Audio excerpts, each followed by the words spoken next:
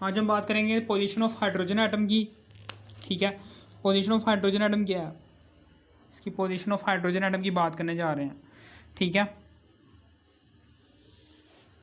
सबसे पहले तो यहाँ पर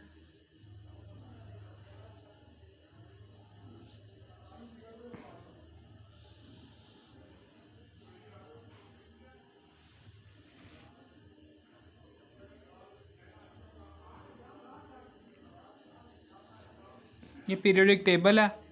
ठीक है ना, ये पीरियोडिक टेबल है।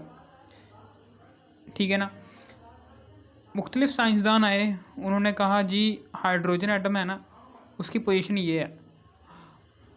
साइंसदानों ने कहा, यानी कि उनमें तजाद पैदा हुआ। वो कहते कि हाइड्रोजन एटम जो उनसे है ना, उसकी पोजीशन कहाँ रखी जाए। ठीक है ना, इसमें तजाद पैदा हुआ। ठीक है ना, कुछ कह रहे थे कि फर्स्ट ए ग्रुप के एलिमेंट्स के साथ रखा जाए, कुछ कह रहे थे फोर्थ ए ग्रुप के एलिमेंट्स के साथ रखा जाए, कुछ कह रहे थे कि जी seventh A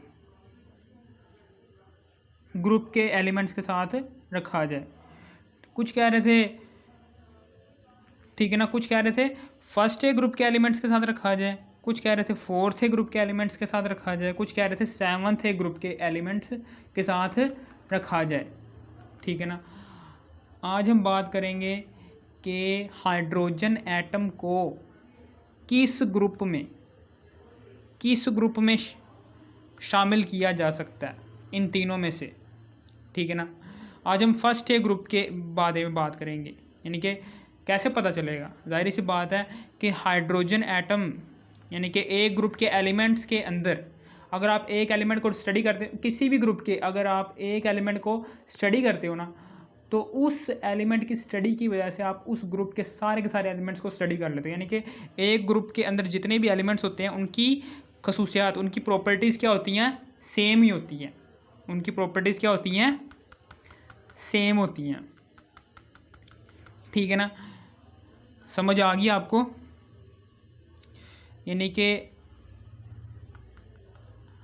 first A group की पहले बात कर लें।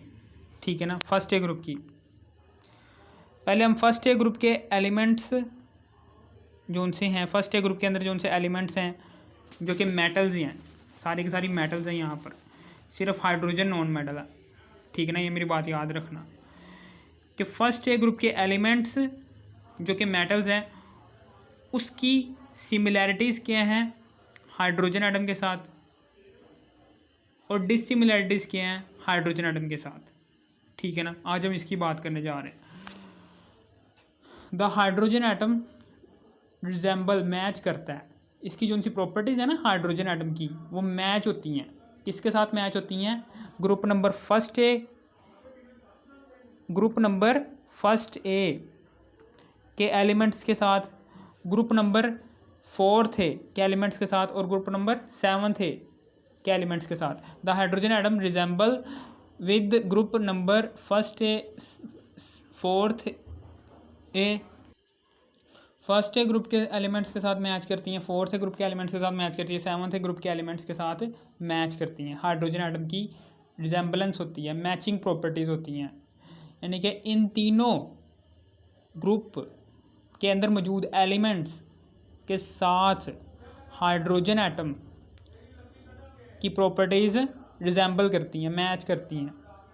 ठीक है ना, सबसे पहले हम फर्स्ट ए ग्रुप की बात कर लें। फर्स्ट ए ग्रुप जो उनसे उसकी सिमिलरिटीज़ क्या हैं, डिफरेंसेस डिसिमिलरिटीज़ क्या हैं, कि फर्स्ट ए ग्रुप के एलिमेंट्स के साथ जो उनसी सिमिलरिटीज़ हैं हाइड्रोजन एटम की, वो ये हैं कि हाइड्रोजन एटम की सिमिलरिटीज़ फर्स्ट ए ग्रुप के एलिमेंट्स के साथ वो ये हैं कि पहली बात तो ये है कि फर्स्ट ए ग्रुप के एलिमेंट्स जो उनसे हैं उनके अंदर 1 इलेक्ट्रॉन नहीं होता। ठीक है ना, फर्स्ट ए ग्रुप के एलिमेंट्स के अंदर 1 इलेक्ट्रॉन होता है इन देयर वैलेंस शेल। यानी कि देखें यहाँ पर मैं सोडियम एटम बना ले हूँ,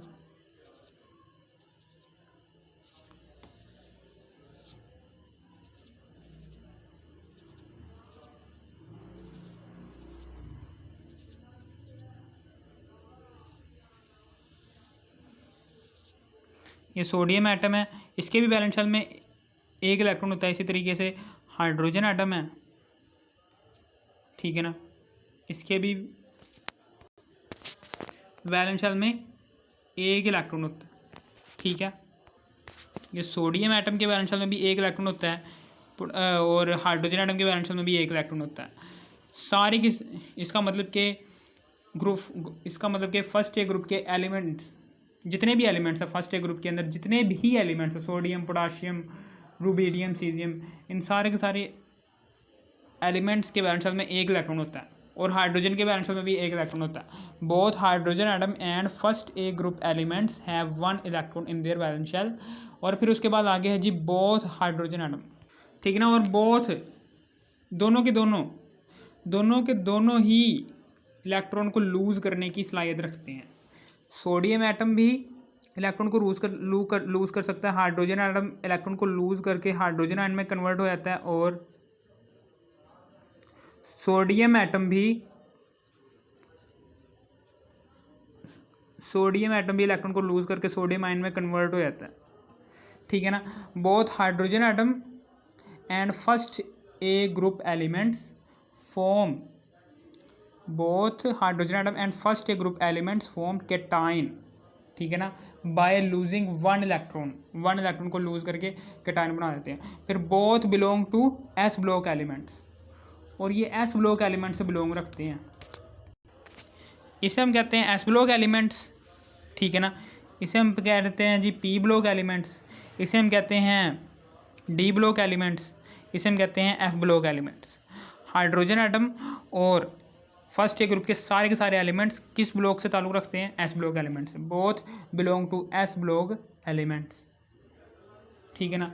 और both are good reducing agents. Reducing agent का मतलब क्या है? एजेंट का मतलब क्या है? दूसरा। एजेंट का मतलब क्या है? दूसरा, यानी कि ऐसी शय जो दूसरों को रिड्यूस करे उसको हम कहते हैं रिड्यूसिंग एजेंट। यानी कि जाहिर सी बात है, ये देखो जैसे ये इलेक्ट्रॉन को खारिज करता है हाइड्रोजन, तो ये इलेक्ट्रॉन दूसरे के पास चला जाता है और दूसरे की रिडक्शन, दूसरा इलेक्ट्रॉन ले लेता है और दूसरे की हो जाती है रिडक्शन, ठीक है ना। समझ आ गई? यानी कि ये रिड्यूसिंग एजेंट, मेटल भी रिड्यूसिंग एजेंट के तौर पर एक्ट कर रही होती है। एस ब्लॉक ये फर्स्ट ए ग्रुप के सारे एलिमेंट्स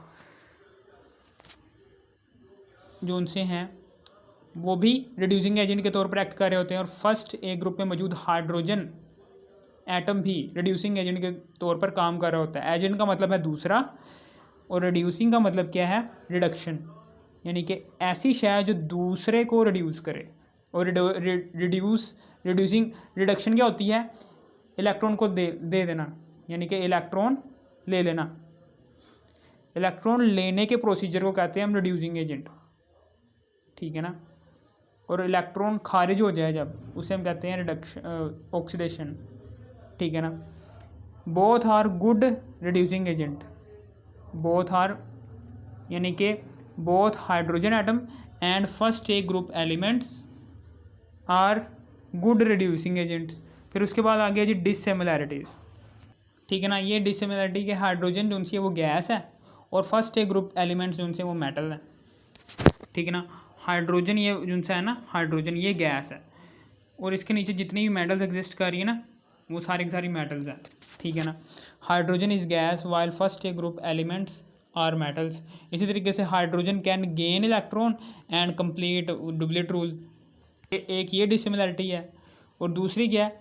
दूसरी ये हाइड्रोजन जो है वो इलेक्ट्रॉन को गेन कर सकता है और अपने ऊपर नेगेटिव चार्ज लेकर आ सकता है, लेकिन सोडियम जो उनसे है वो इलेक्ट्रॉन को गेन नहीं कर सकती और अपने ऊपर ये सोडियम के ऊपर चार्ज कभी माइनस देखा है नहीं ना।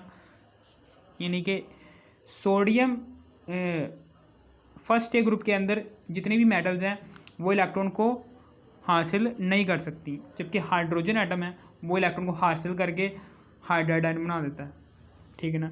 वही वाली बात देखिए कि hydrogen can gain electron and complete duplet और अपना डुप्लीट मुकम्मल कर लेता है। अब इसके वैलेंस शेल में कितने आ जाएंगे? 2 इलेक्ट्रॉन, और डुप्लीट रूल के मुताबिक हो जाएगा stable. While first A group elements do not, और जो थे फर्स्ट ए ग्रुप के एलिमेंट्स हैं, ये फर्स्ट ए ग्रुप के एलिमेंट्स, ये do not gain electron. First A group elements do not have ability to gain electron. और है जी इसके बाद hydrogen exist in diatomic state while other elements are not exist in diatomic state. कभी आपने Na2 इस तरह देखा है, पोटाशियम को इस तरह देखा है? नहीं ना, सिर्फ और सिर्फ हाइड्रोजन ही डायटोमिक स्टेट में एग्जिस्ट करता है। डायटोमिक स्टेट का मतलब क्या है? डाई का मतलब होता है दो, एटॉमिक का मतलब होता है एटम। दो एटम वाली हालत, दो एटम वाली हालत सिर्फ और सिर्फ हाइड्रोजन एटम की हो सकती है। Sodium atom, potassium atom, caesium atom, किसी की भी दो एटम वाली हालत नहीं हो सकती, ठीक है ना। ये पोजीशन ऑफ हाइड्रोजन एटम का पार्ट 1 है, ठीक है ना। अगर आपने पार्ट 2 देखना है तो आपने इसी वीडियो के पर क्लिक करना है, इसी वीडियो के डिस्क्रिप्शन में जाने के बाद इसी वीडियो का पार्ट 2 भी देख लेना और पार्ट 3 भी आएगा, ठीक है ना। Thanks for watching me.